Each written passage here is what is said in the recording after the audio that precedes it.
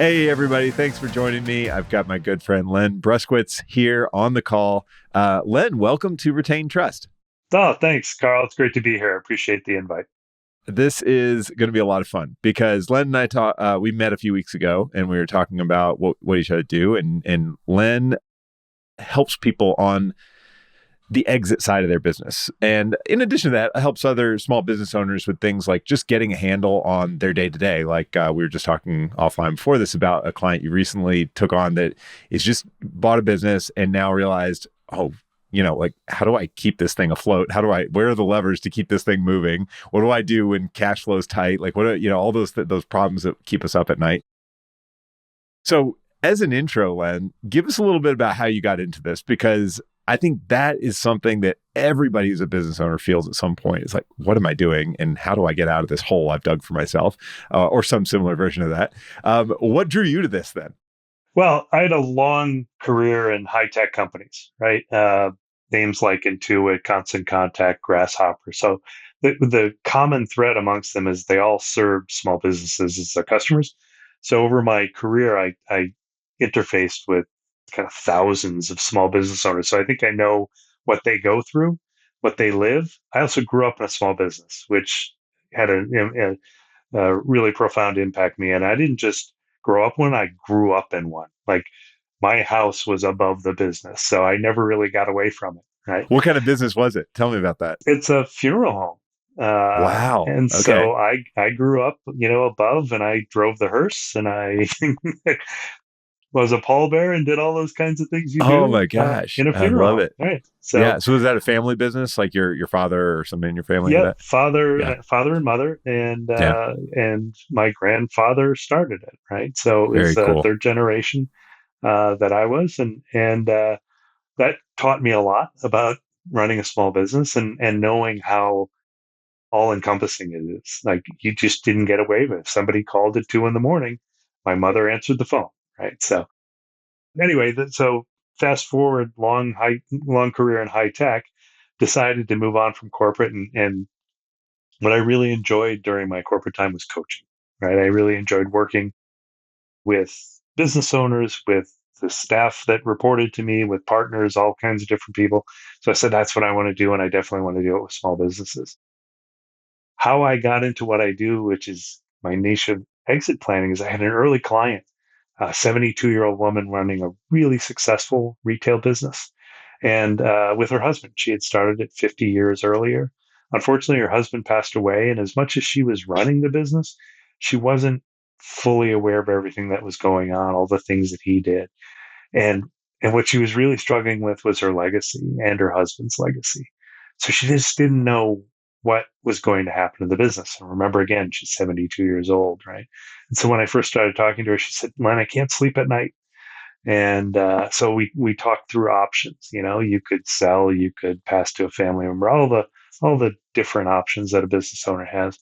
And we came up with a strategy. She's passing it along to a family member, and we worked out that plan. And she called me later and said, "Len, I can sleep at night now." And I said, "Wow, that felt pretty good, right?" No I, th- kidding. I Yeah. think I think I may have found my why. And then I did research into it and found that the vast majority of business owners, regardless of age, don't have any kind of exit plan in place. So I knew there was an opportunity there, and now it's become a little bit of my crusade. It's just to educate business owners and help them get ready. It's such a high impact transaction, but not just transaction process, let's call it, because it isn't just a single transaction. It ends up being a whole preparation leading up to it, which of course we'll talk about. And then the post exit, handoff that takes sometimes years. What made you feel like, and I'm picking on you here, what made you feel like you were qualified to give advice on that? You know what I mean? Because and I totally am saying this from a standpoint of like, I think a lot of people can be qualified to give advice on this sort of thing. It's just like, how did you feel comfortable getting in there? That would have scared me. You know what I mean? It definitely was a little bit scary. There was a little bit of fake it till you make it. Yeah. The, but that said, I'm part of a coaching franchise with about 250 other coaches, and about 10% of them focus on the same thing I do, which is exit planning. And so I was able to reach out to them and say, "Hey, how do I do this?" Right. So that got me through the first transaction, and then I became certified as an exit planning advisor. So I went through a course and passed a test and all those other things. So that's where I got more of the specifics. But really, you know, exit planning is really business planning with an end date in mind. So it's not like the concepts were all that different. No, the fundamentals I think are very just sort of universally applicable, as in, we'll talk about more of this, but like the basics of get your financial house in order, get stuff cleaned up, make sure you have a leadership structure and a kind of like, delegation in place, make sure you have like operating procedures around how we do things. All that sounds very, that's good stuff to do, whether you hold your business for 100 years or you sell it next year. Like, I want to always have that stuff ready. So I think you're right there. It's not like it's that unique. You work with, again, small business owners, typically a little older, looking to sell. What draws you to that world besides it just being such a high impact process? Like, why do you like working with them on a day-to-day basis now that you've worked with several? A lot of it has to do with you hinted at it earlier. Most business owners only go through this once, right?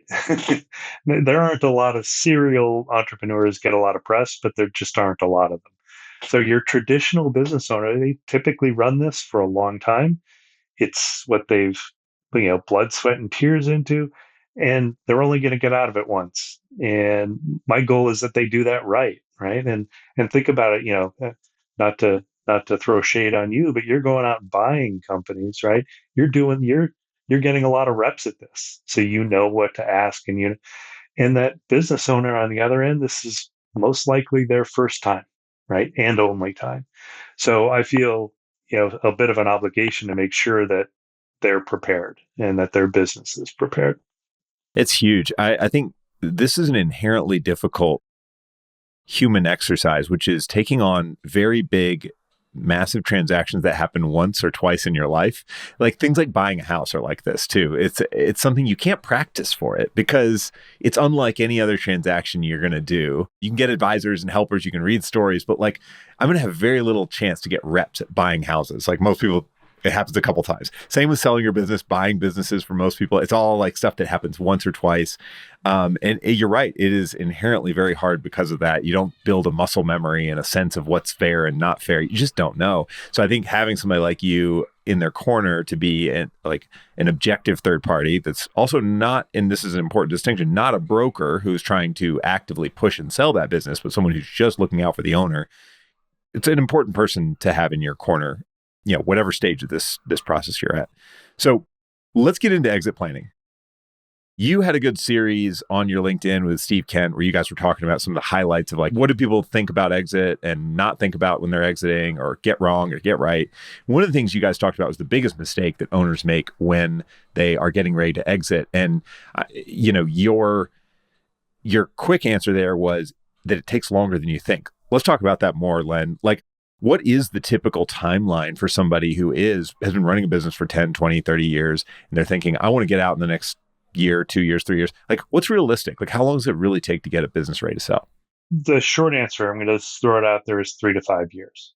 Okay. So, in a perfect world, you're starting the process at least 3 to 5 years in advance. And I'll just walk through a couple of the parts of that, some of which I'm sure you're very familiar with.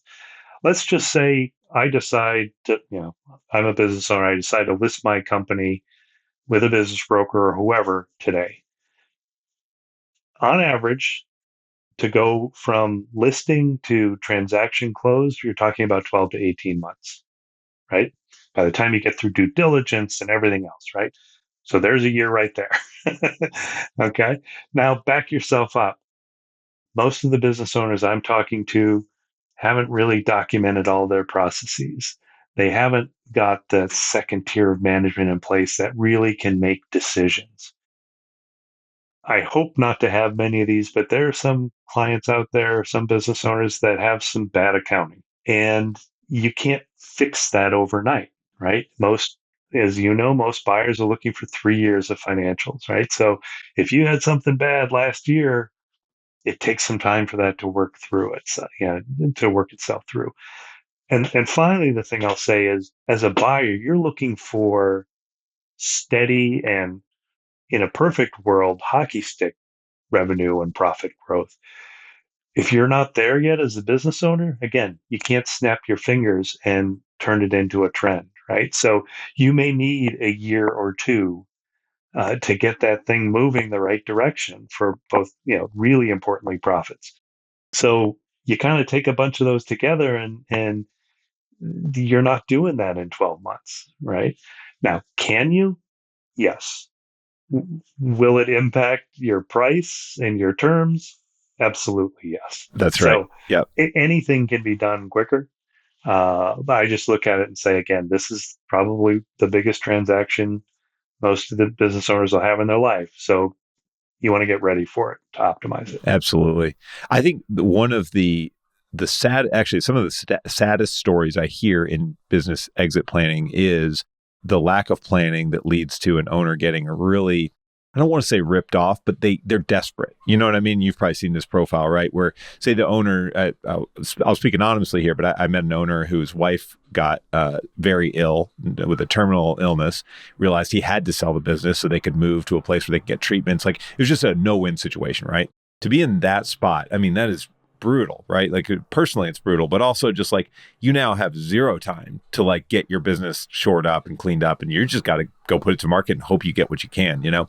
And buyers will take advantage of that. Now, I am a business buyer, so I try not to be that kind of like predatory person. But you're right in that the buyer is going to look at this business and say, well, yeah, but this stuff isn't cleaned up. I'm going to have to deal with these issues. I'm going to have to make sure another line of leadership's in here. Like, these financials are a little messy. I don't know what I can count on. They're going to start dinging the valuation, right? And so it's a really important thing to kind of always be ready to sell, is like what I would say. And maybe you would agree there, because it just feels like you don't know what's going to happen and force you into a situation where I got to get out of this thing. I completely agree. And when I talk about 3 to 5 years, I basically say, that's what I recommend as a minimum. But really, what I'm getting to is get the business ready so that at any point in time, you can decide I'm in or I'm out, right? The nightmare scenario is somebody walks in your business and say, hey, I want to buy this thing, and you're like, yeah, why don't you come back in 18 months after I fix all this stuff, right? And then they're never coming back, right? So, but if you're ready, then you say, okay, great, let's start the clock now. And even in your example, which is the horrible example of an illness, having a plan isn't going to completely resolve that, right? But it gets you that much closer, and it preserves that much more of the value you've built up. And one of the scary stats, I don't know if you're familiar with this, but on average, small business owners have somewhere between 80 and 90% of their financial assets tied up in their business. And if that, goes to zero because they have to shut down, or via fire sale, it has a huge impact on what they're doing next. And so again, that's what I see as the value in what I do. This is kind of an off-topic question, but I'd be curious to get your thoughts on this. Like, how much that 80-90% of your net worth tied up in your business feels really scary, especially if you are in your 50s, 60s, maybe, getting close to that point in life where a big, illness could hit, or you might just need to retire for one reason or another, or something might happen. Do you end up telling kind of business owners about the whole, like, how you can actually save money outside your business too? Do you kind of put them on that path, or is that, it's sort of another conversation that should be happening as well? It's kind of outside of your purview though. It is. So if you think about the exit planning process, and again, this is if you're 30, if you're 30, it's not just for older, because you really should be thinking about, Yeah, with the end, absolutely. with Yeah. the end in mind anyway. But I really think about the preparation for exit as a three-legged stool, right? There's the business side, which is what I absolutely fixate on. There's the personal financial side, which is what you just alluded to. And look, I'm typically working closely with the Steve Kents of the world, the financial advisors that are saying, how can we structure this thing so that it's tax advantaged? And how much do you have in reserve? And do you have the right things in place? And then the third and equally important part is what Peter Heyman did on that. He's a life coach. And so he helps business owners and others think about what's next for them personally. And again, all equally important because you can get a financial windfall, and if you don't have a purpose for what you're doing once you've left that business, all the money in the world isn't going to make you feel any better, right? So it's really the combination of those three things together that make a successful exit. That's a really good insight. Okay, I love this three-legged stool. We'll come back to this. Let's talk about the first leg, which is the business valuation side, and like let's say getting the most for your business. But it's essentially like how do we maximize value? And so I'll start that question with Len. What, in your experience, do buyers typically look for when it comes to a good business, and what kinds of traits do they have to make them most attractive to go to market with? I'm going to break it down into two components. The first is what I call attractiveness. And this, it really only represents about 20% of the total value. These are the things you can see from the outside. So, what's the state of the industry? Kind of what's the company's position? What's their reputation? And that again, without being inside the company, you can ascertain that. A lot of people think that that's what really drives the valuation of the company. It's not. It tends to be only about 20%. The fully 80% of the value is really derived from how prepared the business is to be transitioned, right? And so this is, you can only see this really from the inside. And I'm going to talk about four different measures of that preparedness. You've hinted at some of them, but I'm gonna say them again just to be coherent. The first one's really, we talk about it as intangible capital items. The first one's what we think of as structural capital. So, are your processes documented? Do you, as the owner, understand your metrics and what really drives your business? Right. Huge piece of driving value is: do you know? Can you, what if you apply something here? What will it yield there? Potential buyers want to know that. They want to know, hey, if I were to put money into this, what would I get out the back end? Right. So, structural capital is one of them. Customer capital, yeah, do you get all your revenue from three or four clients? That's risky, right? That increases the risk profile. One of those goes away, there's a huge issue. Do you have, recurring revenue, or is it all one off, right? Recurring revenue is less risky. And is it, or even if you don't have recurring revenue, is it predictable? Or is it, is there lack of predictability? So that's the kind of customer capital. The social capital is really the culture of the company. Is there a great vibe within it? And possibly the single most important one here is their owner independence. So Yeah. can the business run without the owner there, or is everything up here in their heads? They make every decision. Um, that has a huge impact ultimately on the value.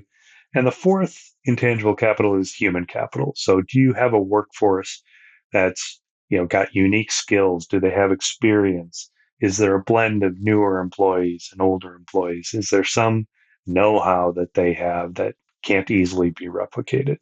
So those kind of add up to this 80% of the value. And I think, I'm not going to assume, but I think most people think it's just, whatever your financials say. And in the end, it's really not. It is all these other intangibles that either add or subtract from the value of a company. Yeah, I totally agree. I think the way I look at it from the buy side is the financials might help me get a sense of the total overall valuation as far as like how much cash flow does this business produce that'll allow me to justify spending that X number on buying it. But what it doesn't tell me, the financials alone do not tell me how risky or how likely that business is to run, kind of like you said, without the owner, which is super important. And so if you neglect that, that cash flow will dwindle or fall off a cliff, depending on how dependent it is on the owner the moment you pull them out. And so there's ways as buyers we can de-risk that by, say, tying a big earnout to the valuation. So we might say, yeah, we think it's worth $3 million, like you said, but you're only going to get $1 million of that in the first year. And then we're going to make you stick around for 5 years to earn out the other $2 million. Well, that's a ton of risk on the seller's point. And for those who don't know what an earnout is, essentially it's just a way to lengthen the amount of time it takes for you to get your full payout, and also probably tied to incentives, which means you have to grow the business or make the business stay healthy or pass off certain responsibilities. It can be all over the place. But either way, you don't want it ideally as a seller because it means you're stuck there and you're working for somebody else. So you lose a lot of autonomy. But yeah, you're totally right that there's these slightly less slightly less tangible things, like you mentioned, the operating procedures, the leadership team, the owner independence, that a lot of people do not really try to worry about until they have to, and to their detriment. Yeah, there's a formula, and I'm sure you do it in your head, but it really is, the value of the company is the future growth, the cash flows, right, divided by one plus the risk associated with that future growth, and all those things, the independence and all of those add or subtract from the risk, right? So as risk goes up, you add that to one, that makes a smaller number coming out the bottom or coming out at the end, right? So reducing risk is a big piece of addressing those intangible capital items. So I completely agree that the financials tell a story, but not the entire story, because not that I would ever do this, not that any company ever does this, but you can window dress a company, right? You can cut expenses and maximize revenue for a period or two. Um, but if you know what's going on underneath the covers, you can see through that and see how great the risk is for that to continue. Yeah. One thing you talked about in that video series that I think is important to draw a distinction on is that rarely are companies, especially service businesses like you and I tend to deal with, rarely are they valued on revenue. Revenue maybe is a component of the how we figure out what multiple to offer, but our multiple, which is the sort of key number there, is going to be based on cash flow, profit, essentially. Talk more about that, Len. Like, why is that such a common misconception, and how can owners really start to shift their thinking here? Yeah, I think, there are times where revenue makes sense. Most of the clients I'm talking to are not, they are not in snazzy high tech businesses that make no profit, right? If you have no other method, then revenue may make sense. But the big difference to me is that in a lot of cases, revenue is really not a great indicator of the health of a business. You can generate a lot of revenue, if you want to, by spending a lot of money, right? So I think what it really boils down to is revenue is not a great measure of efficiency. It's a great measure of activity. Whereas if you look at, the typical is kind of EBITDA, right? Earnings before interest, taxes, depreciation, and amortization, or the follow on to that SDE, where you add back the owner's expenses. That is just a much better measure, especially over time, of how well a business is run. So that is why I believe that revenue is really not, again, it's typically, you always look at it and you say, oh, okay, it's probably a one times revenue or whatever the number is. But what you really fixate on is how efficient is this business, and because ultimately you can't spend revenue, right? Right. Right. You can't pay back a loan with revenue. That's right. That's right. Yes, you cannot. The bank will tell you cannot do that. Yeah, it is. This is interesting because, again, from the buy side, what I am always thinking about as I look at the business's financials is the cash flow and the stickiness of the earnings, the stickiness of the cash flow, stickiness of the actual profit. Is it enough that I can put this down to a bank and say, hey, could you give me some money for this because I've got this cash flow machine that I want to buy? And if it's not strong enough, the argument isn't strong enough, I'm not going to take it to the bank and take that personal guarantee risk that I'm, going to have to put down for it. And this is something that sellers have to understand. Rarely are people acquiring your business going to take their own personal cash and just plop it right over to you. Almost always they have either taken money from investors, they're going to a bank, they're betting on the future cash flows of their own business to pay you off. Like it rarely are people sitting on multiple millions of dollars in cash to just hand over. I mean, again, at really big scale sometimes, but that is not the typical scenario for small business exit. So it's important to understand that buyers have to finance these things. We have to see profit to finance it.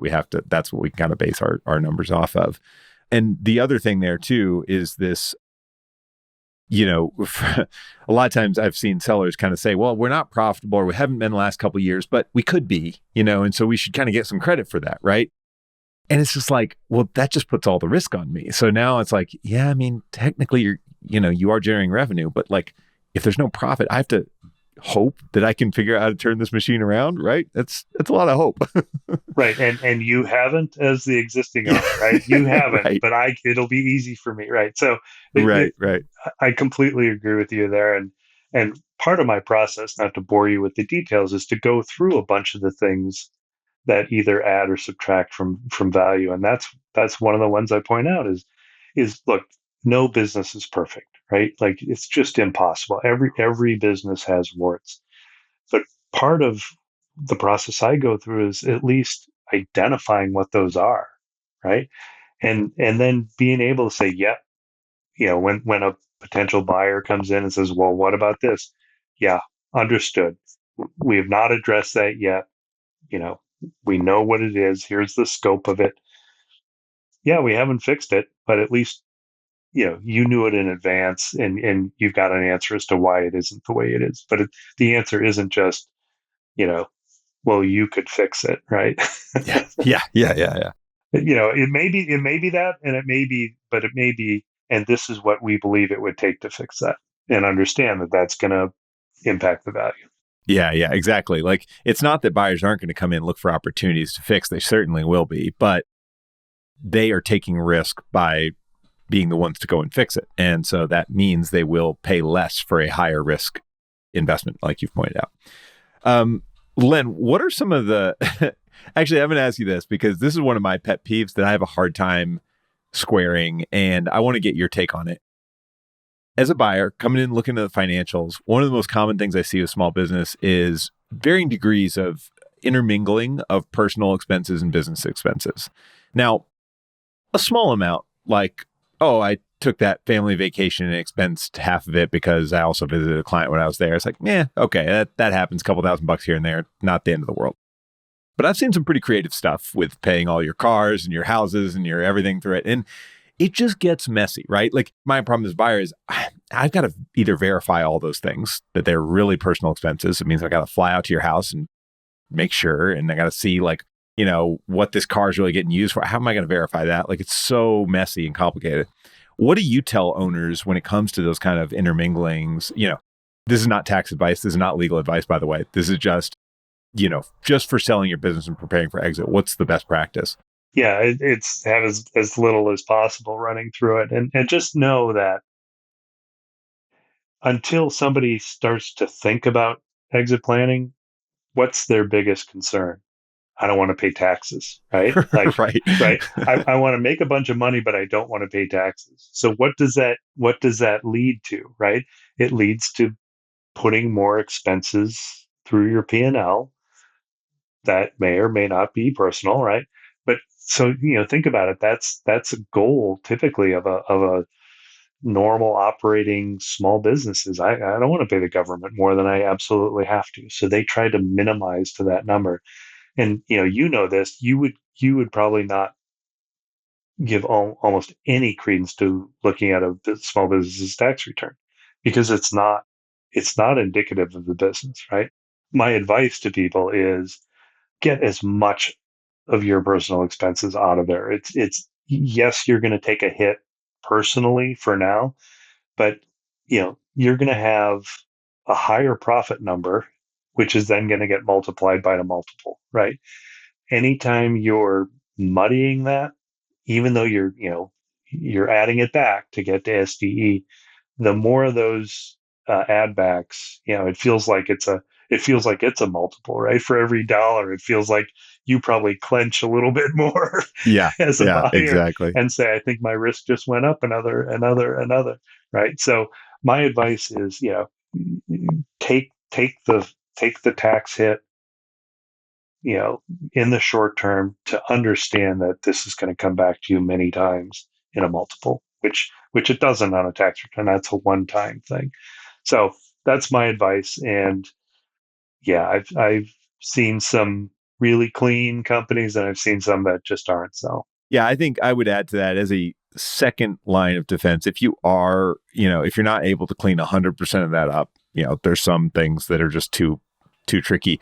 At least have them so heavily documented that you can hand me a folder of things that prove what you're saying. Whatever those receipts are, whatever those mortgage statements are, I don't know, but like something that gives me some assurance. Because again, as a buyer, I'm just gonna look at that as risk. Like if that's expenses that really the business does need, I got to figure that out. Anyway, good little. I agree with you though.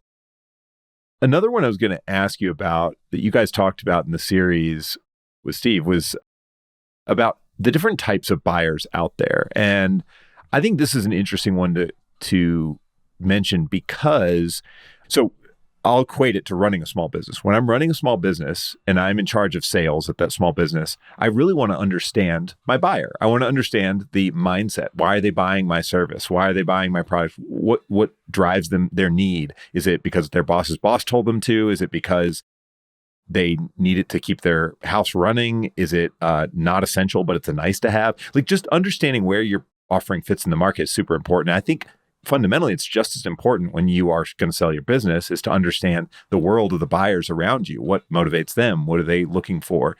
So talk to me, Len, about some of the typical types of buyers that, you sort of prepare sellers for.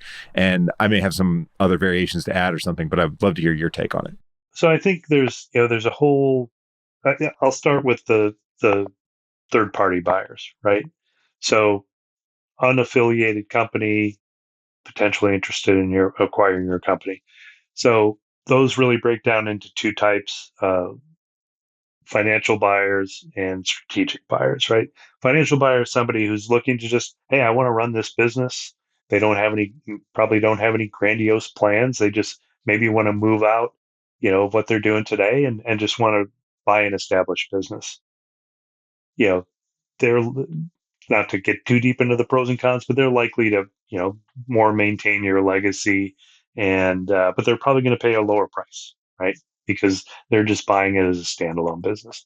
And then you have strategic buyers. So this can be, it could be a PE firm, it could be an investment bank if it was big enough. It might also be just, somebody, an investor, right?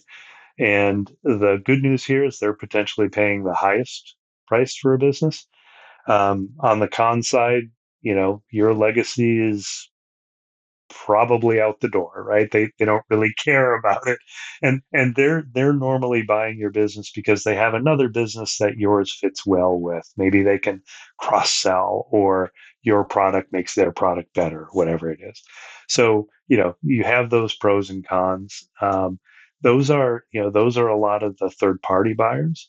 One that feels like a third party is you could potentially merge with a partner or a competitor, right?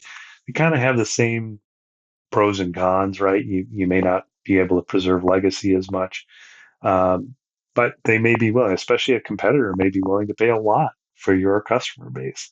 But again, now think about that. Is that what you want to do with a business that you've built over 20, 30 years? Do you want to sell to a competitor? So, I'm sure you're familiar with the term where it's like, um, the price is nowhere near as important as the terms, right? Yeah, So totally. a lot of business owners get fixated on the price when they should really be worried about the terms, and so that comes into it, right? And then there are other forms, right? There's the non-external form, right? Passing along to a family member, a succession plan. There's also the internal of selling to management or doing some kind of ESOP, right? A sale to employers, right? So those are a number of and then there's also the, just shutting down, which is not a great option, but it is out there. So those are the kind of the range of the exit options. And again, each one of them has its pros and cons, right? If you're trying to maximize the purchase price, you go one way. If you're trying to maintain your legacy, you're probably going a different direction. Yeah. Really good points you bring up there, Len. One of the things, again, knowing who your buyer is, what their motivations are, what they're looking to do with it on the other side is really important, because if you are an owner who cares about the legacy, you care about the customers getting taken care of, you care about your employees sticking around for the long term. Some buyers are not going to, like, candidly, they don't have a motivation to care about those things. And again, buyers will tell you anything you want to hear. I'm saying this as a business buyer, but they'll tell you anything you want to hear up until the point of the contract actually, showing up at your door and you signing it. So what actually matters is what's on that contract. And what actually matters is thinking about your buyer's long-term incentives and goals. So again, let's just play some scenarios here. You've got a private equity firm that is rolling up a bunch of companies in your industry. What they're looking for is multiple arbitrage plus maybe some operational efficiencies and improvements. So they're going to buy your company at a 4x multiple of EBITDA, and then they're going to go roll up 10 or 12 of them and sell them at 12x EBITDA. And that's a great deal for them. That's all they care about. They don't care about your employees, your customers long term. I mean, they do, in is that they get them revenue and earnings, but like they don't beyond that, to be candid. Now, again, you can maximize your value. You could take a lot home from that sale. They might even let you roll over equity and get they call it the second bite of the apple, right? It's all that stuff. Yeah, all that stuff's good. But just know they're probably not going to try to keep your good name, alive. Unless that's in contract somewhere. I don't think it's going to happen. On the other hand, you're right. You could pass off to a family member. They might not be able to pay you any cash at closing. They might just be kind of doing a seller's note for the next 20 years to pay you off. There's a lot of ways that can go. And so you've just got to understand what you really need out of this exit and where your priorities are. And if you're honest about that, it can, you can kind of pick the buyer you want, which can align your incentives better than if you just pick a buyer based, like you said, purely on price, which is a dangerous game depending on what you really want. Yeah, I have a client today who's been through this scenario where they were approached by arguably a competitor, somebody in their same space, and they made the decision very early on that they will mess up the relationships we've built with customers over 20 years. No, we're not doing that. It's our reputation that would be tarnished, and our customers would be left high and dry. So they've walked away from deals, and I give them a ton of credit because they probably could have made out quite nicely in terms of the valuation. But it really does come down to, like I said, you've hinted at them. I've talked about there are pros and cons to each. You just have to decide what is most important to you as the owner, right? If you care the most about the dollar amount and you don't care anything, there's a path to go. And it's seldom that black and white, right? There's gray everywhere. But as you said, unless it's in the contract, the buyer is not obligated to do what they said they were going to do. Yeah, and you also, this kind of hinted on another consideration when you're thinking about your priorities and selling is how much do you want cash at close, which is essentially at some point there's an escrow or a big check gets written depending on the size and type of transaction. But at some point the money's going to hit your account, right? Do you want it all to hit your account the day you sign the paperwork? That's one option. Do you want it to hit your account gradually over the course of years, but maybe the total amount is higher? Do you want it to be tied to some kind of long-term business or industry performance that maybe you think this industry is still good, you just don't have the energy to do it, so you want to hang along for a while? All these are options, and most buyers have some flexibility, within a range of scope. So it's important to know what you want and ask for the terms you want. Again, whether it's more cash up front, might mean a smaller total amount, but you can kind of get more of it on day one, or it's, you really want to, maximize the total value. You don't care about the fact that it's going to take 5 years for them to pay you off. That's important to notice and for buyers to understand so that they can give you the best offer and you can get the best offer. Because there's so many levers in there to move. Yeah, I have a question for you. So earnouts, right? Which is the idea that you are not getting the entire purchase price up front, but are earning it out over time. Um, I think they have. It's a bit of a dirty word, It right? is. They have a bad Uh, reputation. a Yeah, bad absolutely. reputation, yeah. And Yeah. part of that, I want your take on it, Yeah. because where I understand that, that at times they're necessary, but I try to counsel against them because you don't control the rules as to how that earnout is ultimately decided, right? So with all the best intentions, where it's saying, hey, this product line is going to, let's say the earnout is, if the product grows, revenue grows 10% a year, you get $10. I mean, the company could say, you know what? That product's not really that important to us. We're going to discount it by 80%. So it's impossible to, because it makes another part of our business. So, uh, I counsel against it or I just say, be realistic, right? I mean, it may be necessary, but just know that you've got to be okay with the upfront amount is basically what I say. Right. Exactly. Yeah. Plan on getting none of it or very little of it.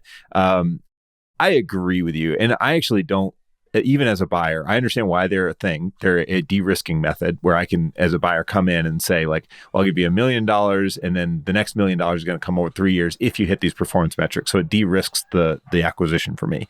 I understand why that makes sense for some buyers.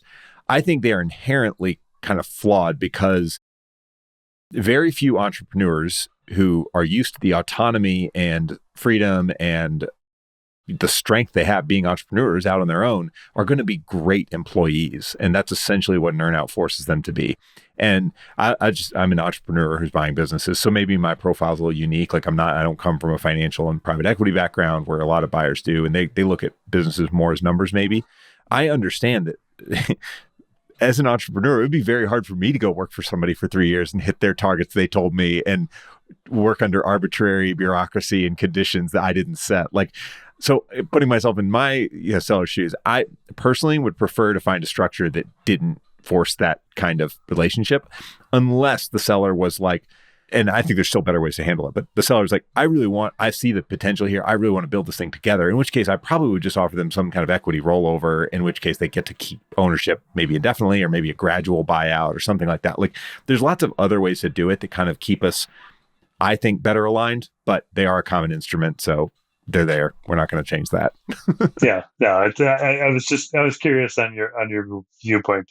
No. I just think it's too easy for buyers to pull the rug out from under a seller. And I don't, again, like reputation matters to me personally. So it's just not something I want to do, but yeah. I've seen it happen, mostly more so in my corporate career, but it's a horrible feeling, right? Because it's the best intent. And then, as you pointed out, most business owners make lousy employees. Yeah, it's just a trait we have. I don't think I'm going to fix that. Yeah, this kind of touches on another topic that you guys talked about in that series, and I think is another one I bring up a lot with sellers because I think it's important they think about it before we get to closing day, is the emotional challenge, let's call it, of selling your business, because a lot of things. But talk to me about that, Len. What happens when someone sells their business? Like, how do you prepare people for the emotional toll that takes, and what are some of the common reactions, good and bad, that you see? Yeah, let me start with the bad.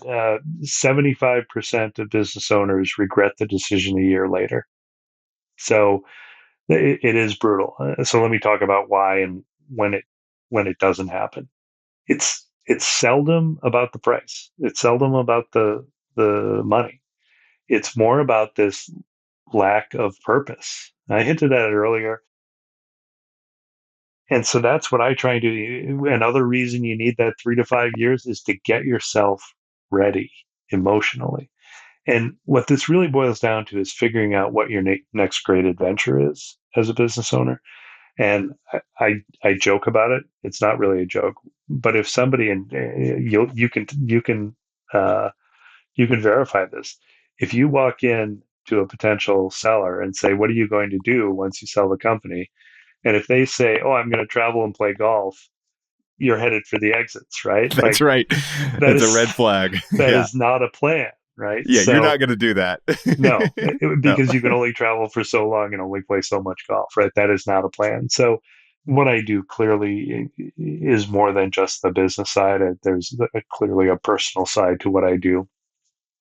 But normally what I'm trying to get them to do is separate themselves from the company, right? Get independent from the company, which now at least makes it easier, right? Because the owner doesn't have that overbearing, like, I have to be here idea. So, getting them to the point where they can take a 2-week vacation even while they own the company is a huge step, but it's not the entire one. It's really the third person on that series I was on. Pete Heyman works with them to say, how are you going to find meaning, and whether that's volunteering, whether that's starting a nonprofit, whether it's doing something else. Maybe it is moving and spending time with your grandkids, right? I mean, that's legit, but you have to have a plan that's more than travel and play golf. So that's that personal leg of the stool, and that's why it needs to happen sooner rather than later, because if you're trying to do this in 6 months, you just don't have enough time to process what's next and be excited about it. So that's a huge challenge.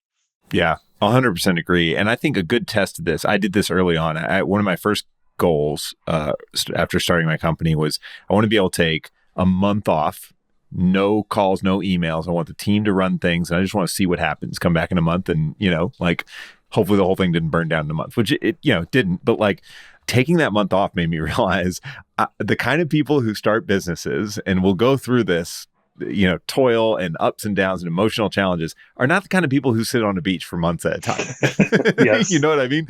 So like at the end of the day, Len, it was great taking a month off. My second kid was born in that month. So I had to, a nice long paternity break. That was fantastic. But like by the end of that, I'm like, I want to do something, like I can only play so many video games before I'm like, yeah, I'm at the end of my fulfillment. And I think that was a good reminder. And I look for this, as you pointed out, like if I'm looking at buying a company and the seller says, well, I don't really know what I'd do next, I'm going to put up a yellow flag and say, we're going to have to tackle that, because the last thing I want to do is buy your life's work from you. And then you, like you said, in a year, regret this because you didn't have like a next thing to throw your passion behind. And you've got all this like energy and passion and entrepreneurial drive. Like you've got to focus and harness it. The best sellers are the ones who are already working on their next thing. They've already made their first business like kind of more or less turnkey, and they're not doing much in it. They're maybe spending a few hours a week just kind of tweaking the knobs and keeping it alive. They've already got a startup they've got funding for, and they're already driving on, and like that's fantastic. Great. I'll take the little one off your hands. That's what I want. Very tough to buy a business from somebody who doesn't know what they do next, isn't really at retirement age, isn't really going to get so much money that they can do anything they want. It's like they're going to need something. And even if it's not about the money, they're going to need like a, some kind of focus for their energy. So I totally agree with that. I think it's super important to think about. I think one of the main reasons why deals fall apart at the end, right, is sellers getting cold feet because they don't know what they're going to do next, and they fall back to the security blanket of, I'll just keep running my company, right? Have you ever had it happen to you? Yeah, so we have different types of that. Yes. We were really close to a deal last year that I think would have been a great fit, but the seller decided to essentially sell it to a former employer instead, even though I think there was a lot of issues there because it was the more familiar ground. She knew that employer. She knew what they were about. We were kind of the unknowns, upstarts, like the smaller one. And so it wasn't about the money. It wasn't about the terms. It was none of that. It was just purely going to what you know. And I think that kind of, to your point, like the default mode for all of us as humans is kind of what we know, and getting people out of that default mode is a lot of work. It has happened, but usually I catch it earlier than getting all the way to LOI like we did in that case. Yeah. It feels to me like it should never get to that point. Right. Right. But I think it does. It does. Awesome. Well, Len, I have a couple last questions for you as we wrap up here. One I like to ask everybody, are you a reader? Do you read many books? I do. I do. All right. Yeah. Or have you? All right. So what's something you've read in the last couple of years that's made a big impact on you? And it could be something that impacts us professionally. It could be personal. It could just be something you thought was cool and outside of your normal scope, whatever you want to go with that. Well, I'm going to go with something that I think is really relevant for everybody who's watching this, and that's a book by John Warlow called "Built to Sell." Oh, love it. Yes. Yeah, I mean, for anybody that owns a business, I think it's just great. If you don't like, if you don't like that one, then read the E-Myth Revisited. Very similar type of message, and it's really all about what I talked about. The biggest thing: getting independent from your company. Otherwise, you're trapped, right? So I think for any business owner, regardless of what stage they're at, those are two great books that I would recommend. That they read. I think you can read one or the other. I think there's a lot of overlapping, but those are two that I just think are super important for anybody listening to this. Great. Yeah. And if you've read one that's been a few years, go read the other one because they're both like very valuable and they kind of remind you of each other. I agree. They're both really good ones. Okay, cool. And then last but not least, Len, where can people follow up with you or find out more about you and your work and reach out? Best place is my website, which is greaterheightscoaching.com. So greaterheightscoaching.com.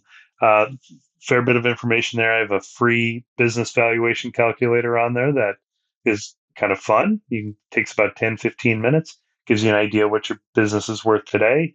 Also tells you the areas that you may not necessarily be so ready for, and the ones that you're also doing great at. So it's free. It takes 15 minutes, and I think it's a great exercise for everybody to go through just to see what it yields. Even if you're not selling in the next year or two, just knowing where your levers are to move this thing in the right direction is huge. So Len Bruskiewitz, thanks so much for the time. This has been really fun. I hope we get to do it again in the next year or two because I love these conversations. I want to hear where things are going for you too. We will put all your contact info, and thanks again for being here, Len.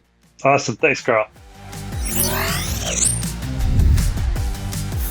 Thank you for watching this episode of Retain Trust. If you like this one, give it a thumbs up and subscribe on YouTube. It takes 2 seconds and it helps others find out about the show.